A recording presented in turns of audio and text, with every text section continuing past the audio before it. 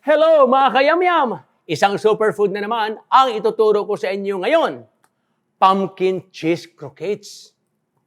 Natiyak kong magugustuhan ninyo pati na rin ang mga anak nyo.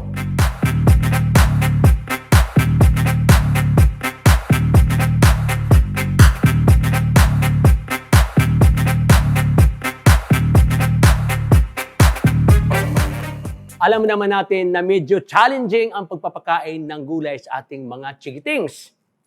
Pero itong croquettes natin ay very easy to prepare na at tiyak akong magugustuhan ng mga anak nyo.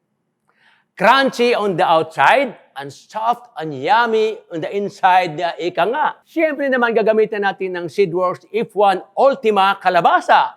Big fruit, good eating quality, maligat, long shelf life.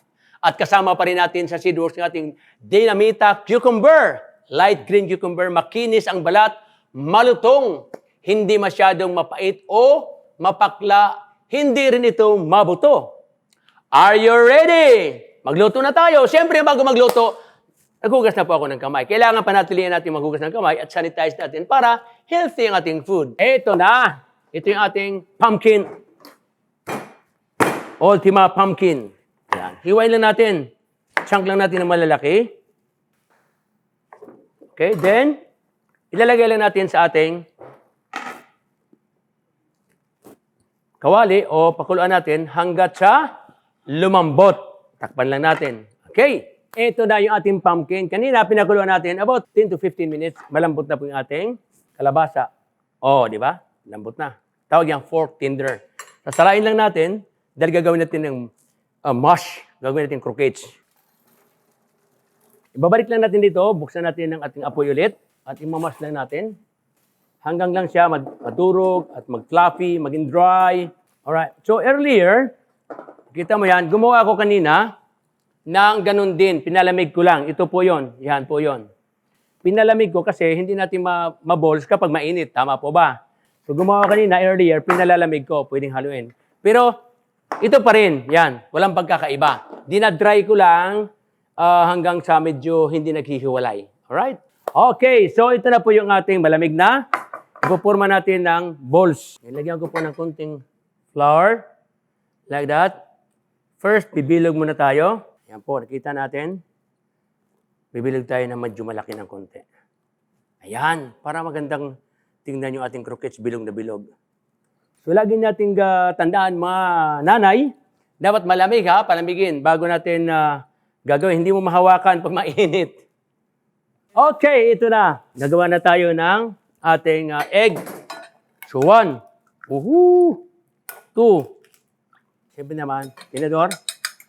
So, egg, breadcrumbs, ayan, kasama yan.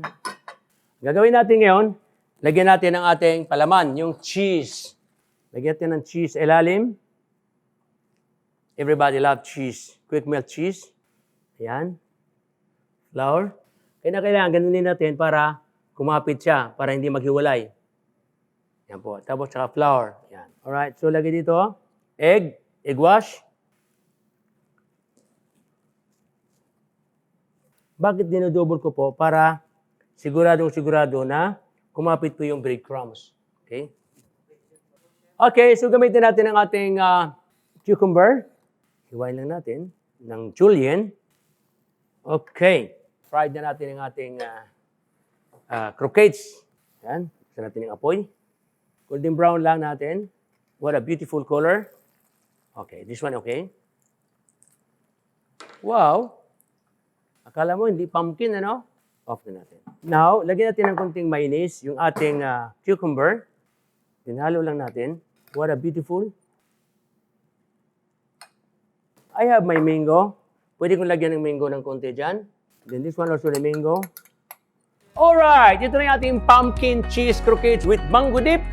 Ginamitan natin ng Seedworks EP39 Ultima Kalabasa. Big fruit, good eating quality, maligat, long shelf life. At isa pang kasama natin sa ating Seedworks Dynamite o Dinamita Cucumber. Light green cucumber, makinis ang balat, malutong, hindi masyadong mapait o mapakla, hindi rin siya mabuto. Magkita-kita tayong muli sa aking next episode, mga kayamyam. Kung may gusto kayong lulutuin ko, i-comment nyo lang dito. At huwag kalimutang mag-subscribe sa aming YouTube channel, Seedworks Info Center, at i-click ang notification bell button para una kayong makapanood ng aking mga next episode. See you next week, mga kayamyam!